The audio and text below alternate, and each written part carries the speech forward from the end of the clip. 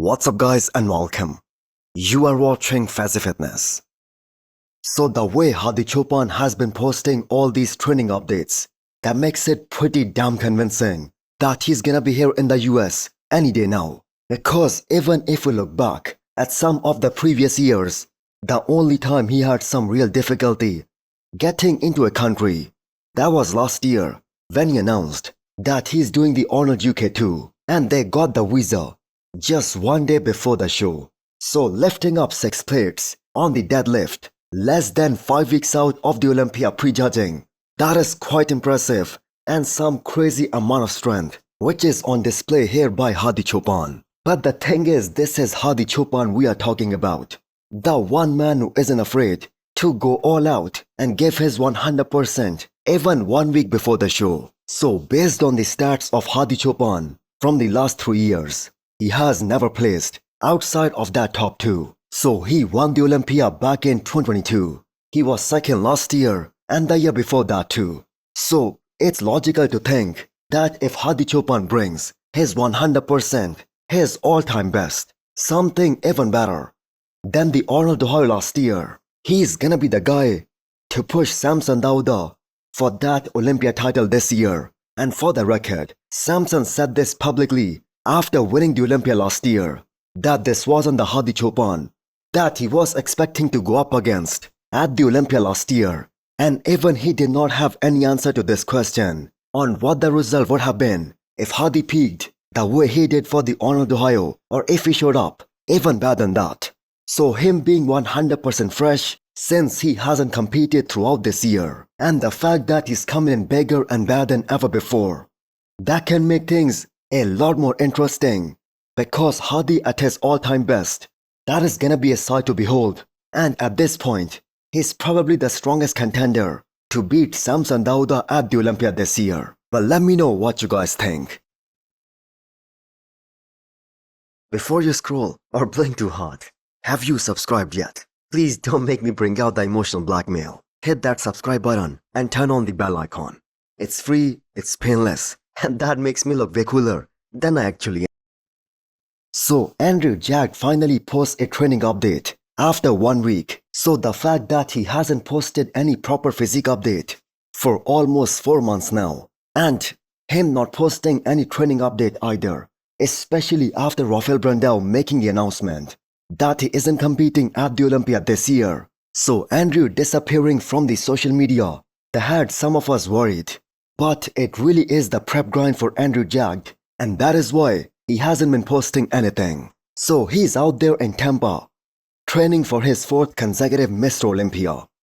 So there is one guy in this year's Olympia top 5 who can be a dark horse and a real threat, in a sense that he's the only one who can go all the way to the top and probably win the whole damn thing. And that's Andrew Jack.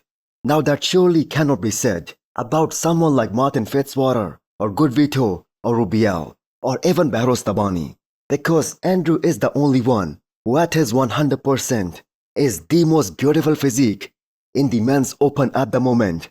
And starting from Samson Dauda to Nick, there are multiple shots which are just so powerful for Andrew Jack that he simply beats everyone in them. So Andrew came in very dry and shredded at this year's Arnold Ohio. But the judges, they did not like that package, that physique, especially enough to consider him for a top 2 finish and possibly beat Samson Dauda. So the biggest issue with Andrew Jack, that kind of has been his inconsistency. He was so far off at the FIBA Germany just weeks after the Arnold, and he was so lucky to win that show because a guy like Sazan Hirati, he was beating him after the prejudging. That is how far off Andrew Jack was. So for him to potentially win the Olympia title, everything has to be aligned perfectly. So the best feedback that Andrew got, that was after Texas Pro from the judges, and that was just last year. So that is the look that is gonna scare a lot of competitors. And now that his side shots have also came up and they looked a lot better at this year's Arnold Ohio, he will be a lot more competitive.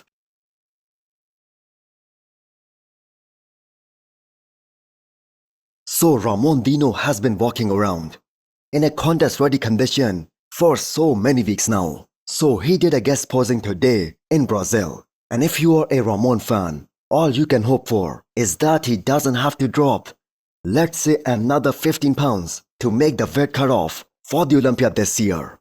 Because this right here is a very impressive look by him.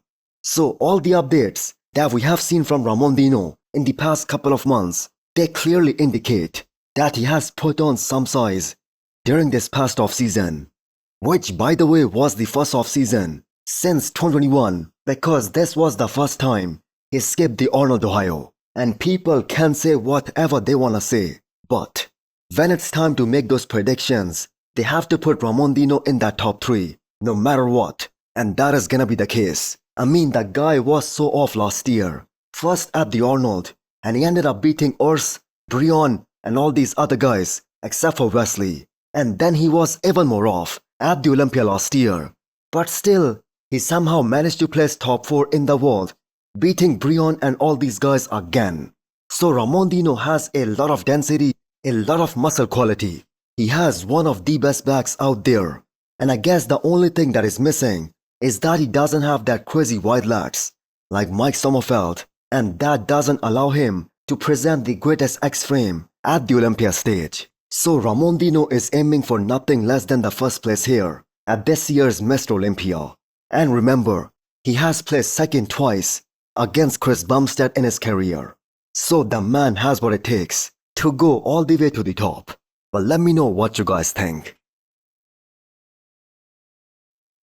So you look at the current physique of the Turkish bodybuilding phenomena, Nihat Kaya, 5 weeks out of his 212 Olympia debut, and it's pretty easy to see why he's being considered the biggest threat and the biggest rival for Sean Carida at the Olympia this year. And so many people think that it's gonna be him pushing Keon Pearson for the Olympia title instead of Sean this year.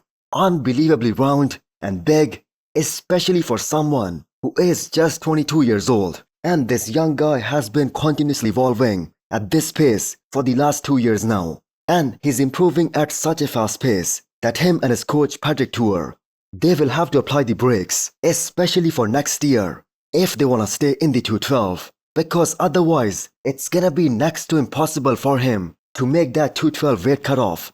Because the man was 212 pounds on the dot at this year's Dubai Pro Show, so he is already maxed out. And it's so wild to think that even the greatest 212 Olympia champion that we have seen in this division, Flex Lewis, it took him multiple years after becoming the 212 Olympia champion before it became very difficult for him to come down to that 212 weight cutoff. And Nihat Kaya, on the other hand, he's just starting out his Olympia career, and the man is just 22 years old, and he is already maxed out. So he has to be one of the fastest growing IFBB pro of this modern era. And so far, all Nihat Kaya has done is put on quality size, quality muscle, quality mass, without compromising his aesthetics, his lines, and making sure that his waistline has remained the same. And it has to stay like this, because if it does, he's gonna win not just one, but many Olympia titles, because time is on his side. So what do you guys think? Can Nihat Kaya really push Sean Carida and make a case for himself to be the second best bodybuilder in the 212 at the Olympia this year, just behind Keon Pearson? So hit the thumbs up button if you liked the video, and smash the subscribe button if you wanna come back for more. Thanks for watching.